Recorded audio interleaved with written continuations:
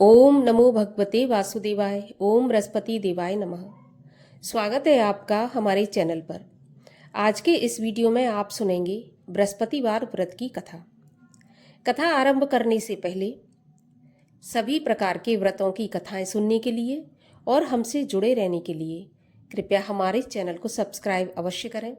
आज का वीडियो अच्छा लगे तो लाइक करें और शेयर करें। तो चलिए अब हम सुनते हैं बृहस्पतिवार व्रत की कथा।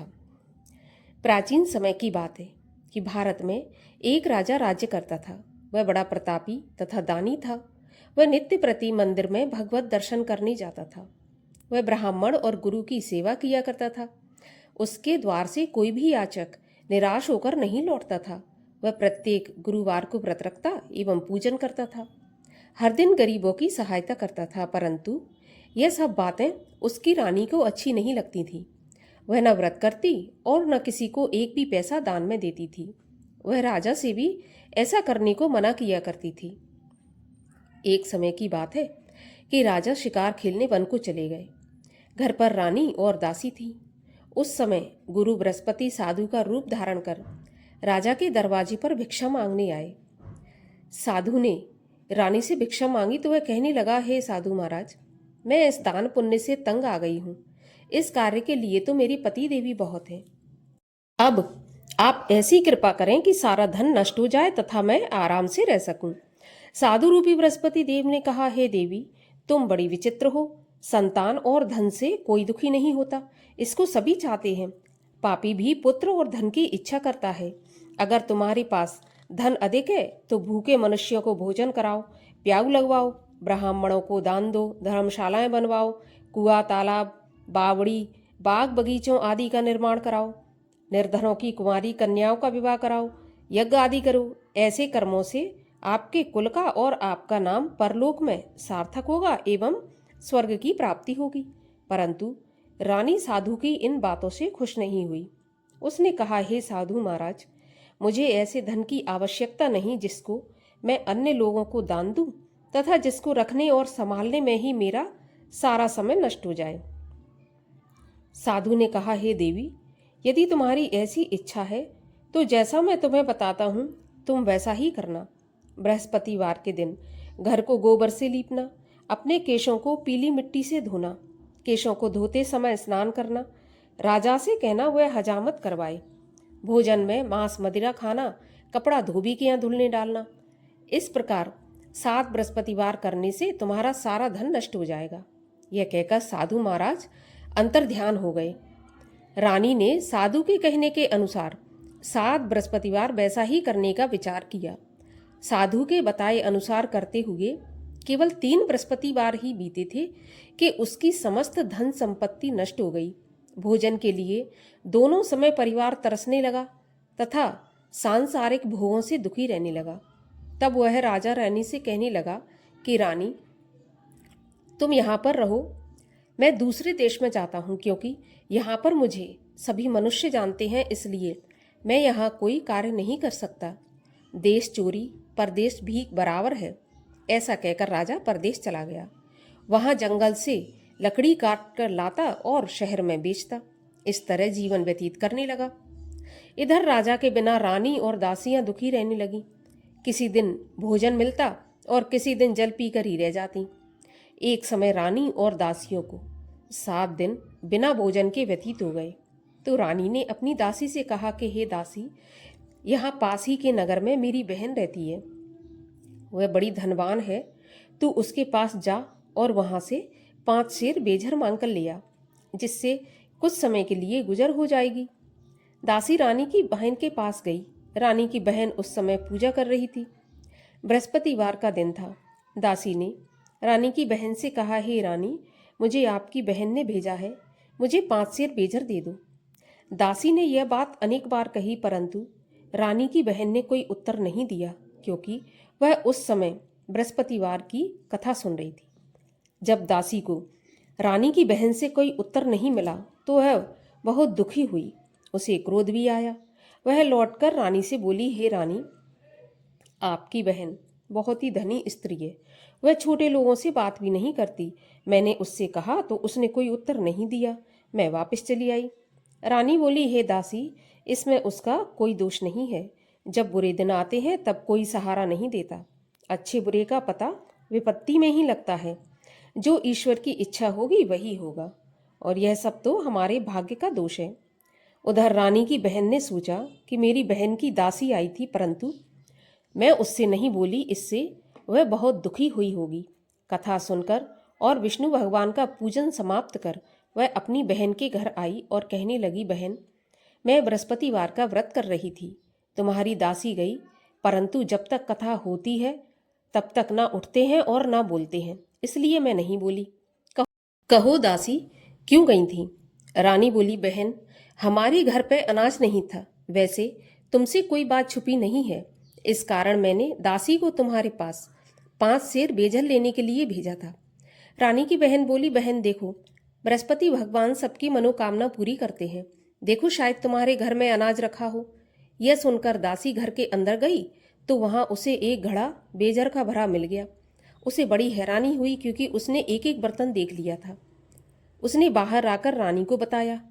दासी अपनी रानी से कहने लगी, हे रानी देखो, वैसे हमको जब अन्न नहीं मिलता तो हम रोज ही व्रत करते हैं। अगर इनसे व्रत की विधि और कथा पूछ ली जाए तो उसे हम भी किया करेंगे। दासी के कहने पर रानी ने अपनी बहन से बृहस्पतिवार व्रत के बारे में पूछा। उसकी बहन ने बताया, बृहस्पतिवार के व्रत में चने की दाल और मुनक्का से विष्णु भगवान का केले की जड़ में पूजन करें तथा दीपक जलाएं, पीला भोजन करें, कथा सुनें। इस प्रकार करने से गुरु भगवान प्रसन्न होते हैं, अन्न पुत्र धन देते हैं, मनोकामना पूरी करते हैं। व्रत और पूजन की विधि बताकर रानी की बहन अपने घर लौट गई। रानी और दासी दोनों ने निश्चय किया कि बृहस्पतिवार का व्रत अवश्य करेंगी।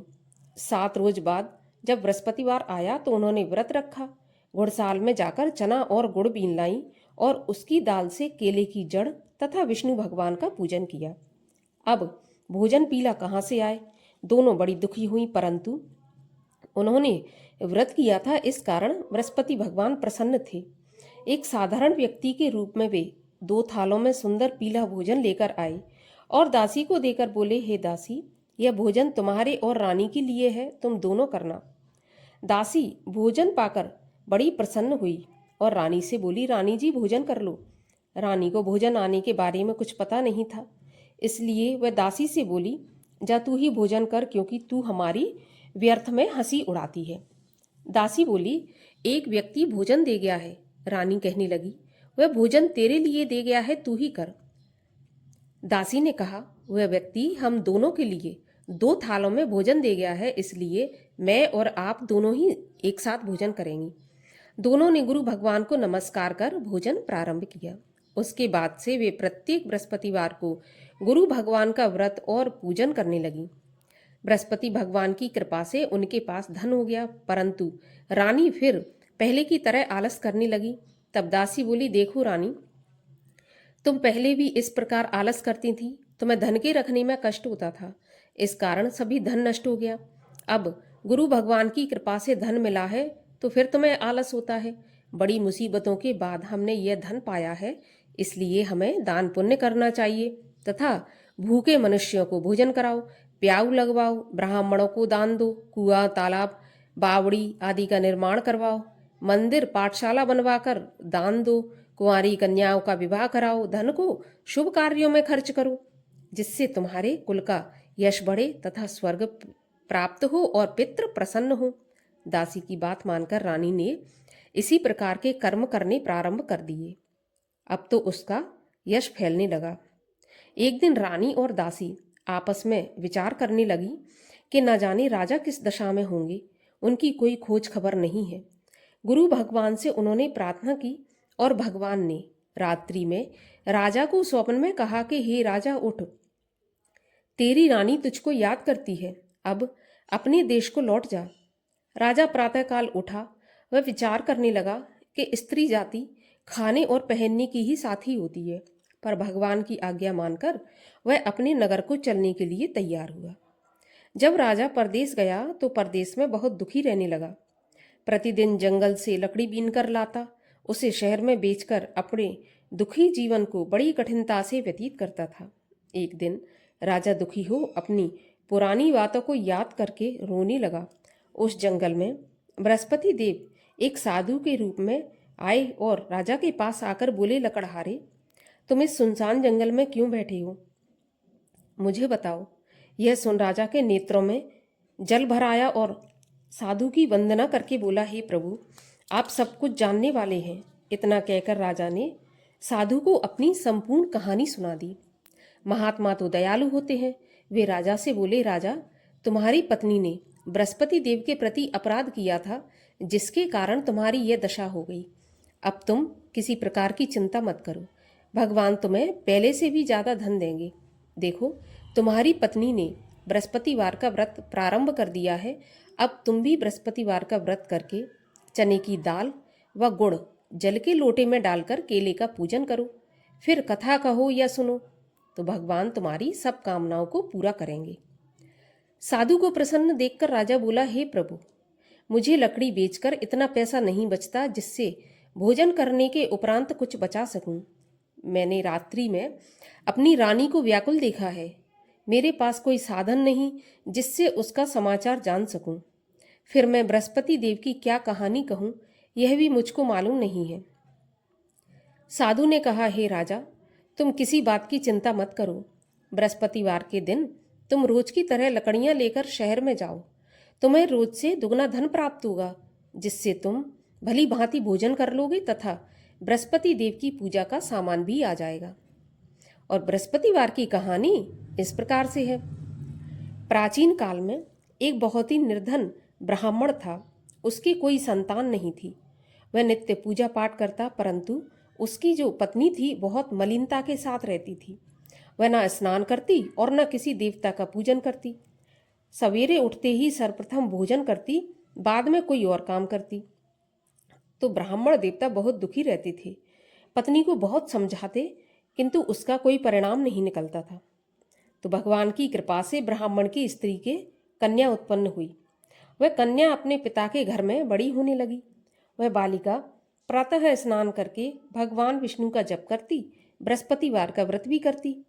पूजा पाठ समाप्त करके स्कूल जाती तो अपनी मुट्ठी में जौ भर के ले जाती और पाठशाला के मार्ग में डालती जाती। वही जो सोने के हो जाते तो लौटते समय उनको बीन कर घर ले आती। एक दिन वह बालिका सूप में उन सोने के जौ को फटक कर साफ कर रही थी। तभी उसकी माँ ने देख लिया और कहा, हे बेटी, सोने के जौ को फटकने के लिए सोने का सूप होना चाहिए। दूसरे दिन गुरुवार था, तो इस कन्या ने व्रत रखा और बृहस्पति देव से प्रार्थना करके कहा कि हे प्रभु, यदि मैंने सच्चे मन से आपकी पूजा की हो तो मुझे सोने का सूप दे दो। बृहस्पति देव ने उसकी प्रार्थना स्वीकार कर ली। रोज की तरह वह कन्या जौ फैलाती हुई स्कूल चली गई। स्कूल से लौटकर जब वह जौ बीन रही थी तो बृहस्पति देव की कृपा से उसे सोने का सूप मिला। उसे वह घर ले आई और उसमें जौ साफ करने लगी, परंतु उसकी माँ का वही ढंग रहा। एक दिन की बात है कि वह कन्या सोने के सूप में जौ साफ कर रही थी। उस समय उस नगर का राजकुमार वहां से होकर निकला। इस कन्या के रूप और कार्य को देखकर उस कन्या पर मोहित हो गया। राजमहल आकर भोजन तथा जल त्याग कर उदास होकर लेट गया। राजा को जब राजकुमार के द्वारा अन्न जल त्यागने का समाचार ज्ञात हुआ तो अपने मंत्रियों के साथ अपने पुत्र के पास गए और बोले, हे बेटा, तुम्हें किस बात का कष्ट है? किसी ने अपमान किया है अथवा कोई और कारण है? मुझे बताओ, मैं वही करूँगा जिससे तुम्हें प्रसन्नता हो। राजकुमार ने अपने पिता की बातें सुनी तो वह बोला, मुझे आपकी कृपा से किसी बात का दुख नहीं है। किसी ने मेरा अपमान नहीं किया, परंतु मैं उस लड़की के साथ विवाह करना चाहता हूँ जो सोने के सूप में जौ साफ कर रही थी। यह सुनकर के राजा आश्चर्य में पड़ गए और बोले, हे बेटा, ऐसी कन्या का पता तुम ही लगाओ, मैं उसके साथ तुम्हारा विवाह करवा दूंगा। राजकुमार ने राजा को उस लड़की के घर का पता बताया। मंत्री उस लड़की के घर गया और राजा का आदेश ब्राह्मण को सुनाया और कुछ ही दिन बाद ब्राह्मण की कन्या और राजकुमार का विवाह संपन्न हो गया। अब कन्या के घर से जाते ही ब्राह्मण देवता के घर में पहले की तरह गरीबी का निवास हो गया। अब भोजन के लिए भी अन्न बड़ी मुश्किल से मिलता था। एक दिन दुखी होकर ब्राह्मण देवता अपनी पुत्री से मिलने गए तो बेटी ने पिता की दुखी अवस्था को देखा और अपनी माँ का समाचार पूछा। ब्राह्मण ने सभी हाल कह दिया तो कन्या ने बहुत सा धन देकर अपने पिता को विदा कर दिया। इस तरह ब्राह्मण का कुछ समय सुखपूर्वक व्यतीत हो गया, लेकिन कुछ दिन बाद फिर वही हाल हो गया। तो ब्राह्मण फिर अपनी कन्या के यहाँ गया और सभी हाल कहा। तो पुत्री बोली, पिताजी आप माताजी को यहाँ लिवा लाओ, मैं उन्हें विधि बता दूंगी जिससे गरीबी दूर हो जाएगी। तो ब्राह्मण देवता अपनी स्त्री को साथ लेकर राजमहल अपनी पुत्री के पास पहुंचे। पुत्री अपनी माँ को समझाने लगी कि माँ, तुम प्रातःकाल उठकर प्रथम स्नान आदि करके विष्णु भगवान का पूजन करो तो सब दरिद्रता दूर हो जाएगी। परंतु उसकी माँ ने उसकी एक भी बात नहीं मानी। वह प्रातःकाल उठकर अपनी पुत्री का बचा जूठन खा लेती थी। एक दिन उसकी पुत्री को बहुत गुस्सा आया। उसने एक रात को कोठरी से सारा सामान निकाल दिया और अपनी माँ को उसमें बंद कर दिया। सवेरे उसमें से उसे निकाला तथा स्नान आदि करा के पूजा पाठ करवाया तो उसकी माँ की बुद्धि ठीक हो गई। इसके बाद वह नियम से पूजा पाठ करती और प्रत्येक बृहस्पतिवार को व्रत रखने लगी। इस व्रत के प्रभाव से उसकी माँ भी बहुत धनवान तथा पुत्रवती हो गई और बृहस्पति देवता के प्रभाव से स्वर्ग को गई। वह ब्राह्मण भी सुखपूर्वक इस लोक का सुख भोग कर स्वर्ग को प्राप्त हुआ। इस तरह कहानी कहकर वह साधु देवता वहां से अंतर्ध्यान हो गए। धीरे धीरे समय बीता। फिर बृहस्पतिवार का दिन आया। राजा जंगल से लकड़ी काटकर किसी भी शहर में बेचने गया। उसे उस दिन और दिनों से अधिक धन मिला। राजा ने चना गुड़ आदि लाकर बृहस्पतिवार का व्रत किया। उस दिन से उसके सभी कलेश दूर हो गए, लेकिन जब अगला गुरुवार आया तो वह बृहस्पतिवार का व्रत करना भूल गया। इस कारण बृहस्पति भगवान नाराज हो गए। उस दिन उस नगर के राजा ने विशाल यज्ञ का आयोजन किया तथा अपने पूरे राज्य में घोषणा करवा दी कि कोई भी मनुष्य अपने घर में भोजन न बनाए, आग भी न जलाए। समस्त जनता मेरे यहाँ भोजन करने आए और इस आज्ञा को जो नहीं मानेगा उसको फांसी की सजा दी जाएगी। तो राजा की आज्ञा अनुसार राज्य के सभी वासी राजा के भोज में सम्मिलित हुए, लेकिन लकड़हारा कुछ देर से पहुंचा, इसलिए राजा उसको अपने साथ महल में ले गए।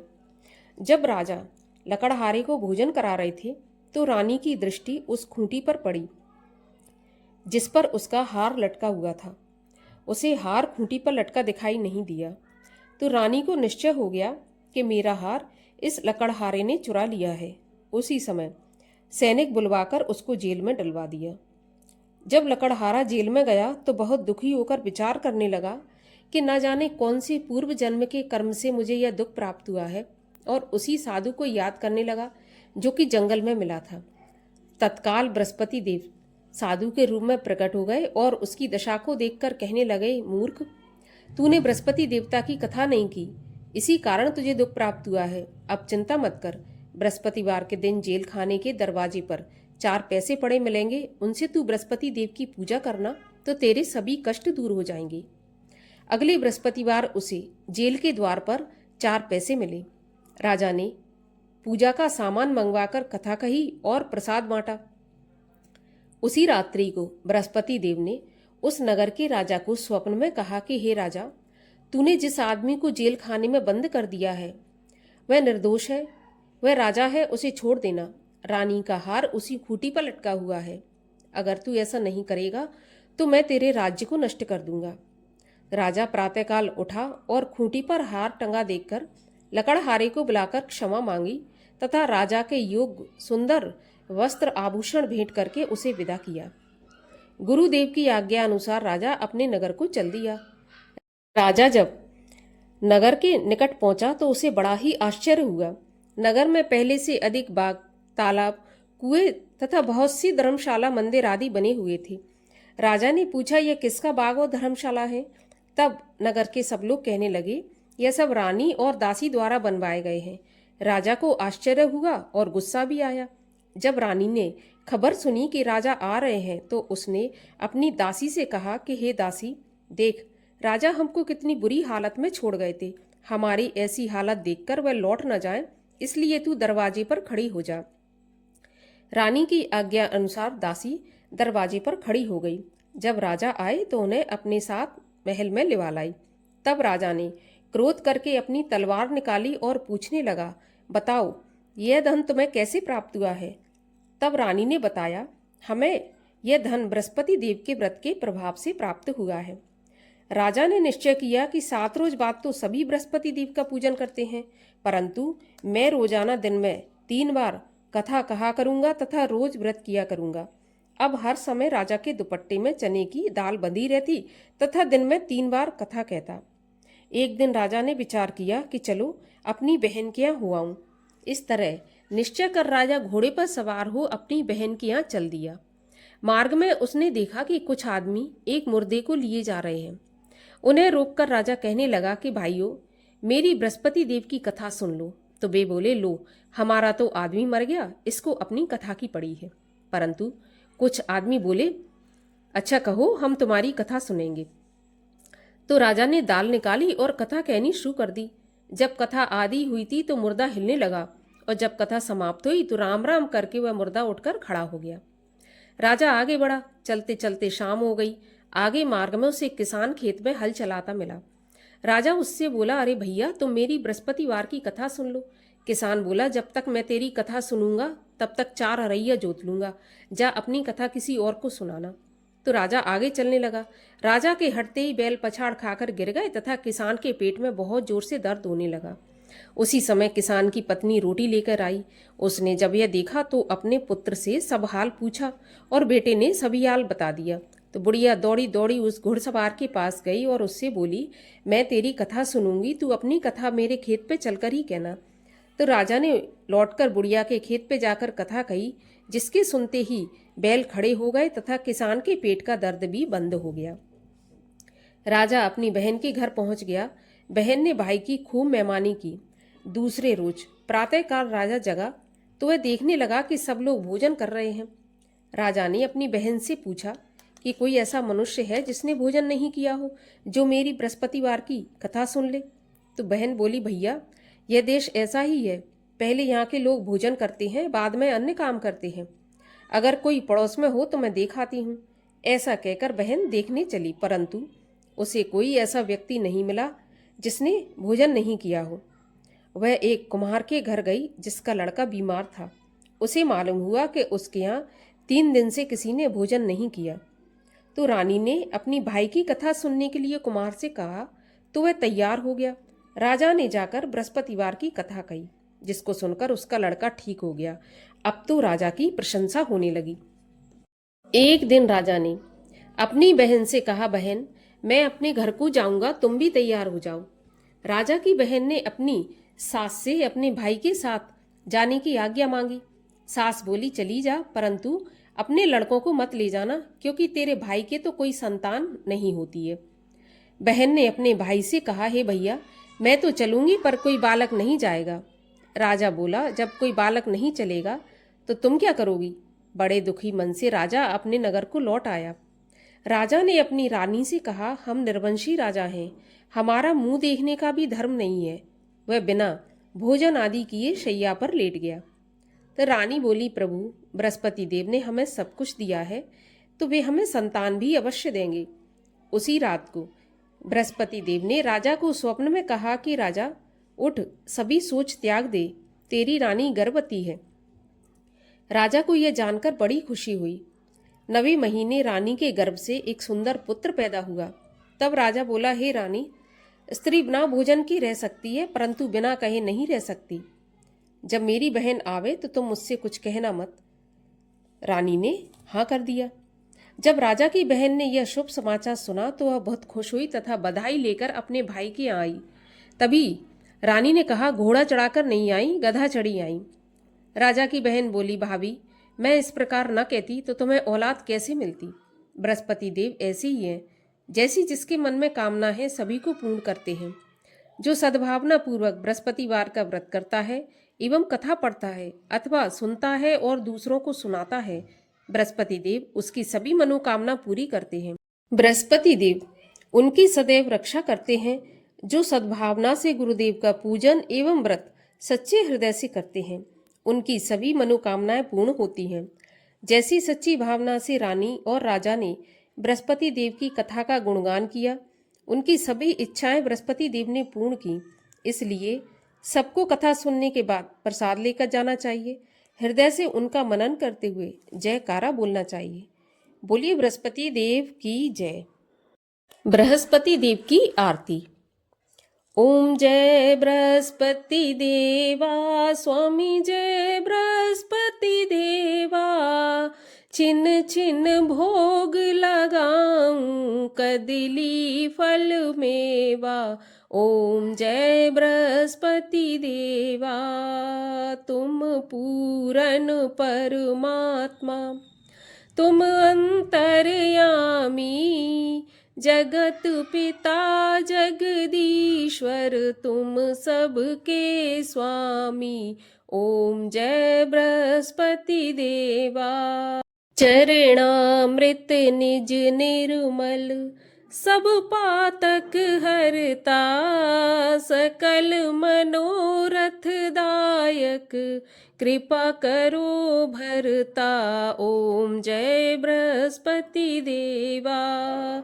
तन मन धन अर्पण कर, जो जन शरण पड़े। प्रभु प्रकट तब हो कर, आकर द्वार खड़े। ओम जय बृहस्पति देवा। दीन दयाल दयानिध, भक्तन हितकारी। पाप दोष सब हरता, भव बंधन हारी। ओम जय बृहस्पति देवा। सकल मनोरथ दायक, सब संशय हारो। विषय विकार मिटाओ, संतन सुखकारी। ओम जय बृहस्पति देवा। जो कोई आरती प्रभु की, प्रेम सहित गावे। ज्येष्ठानंद आनंद कर, सो निश्चय पावे। ओम जय बृहस्पति देवा। बोलिए विष्णु भगवान की जय, बृहस्पति देव की जय।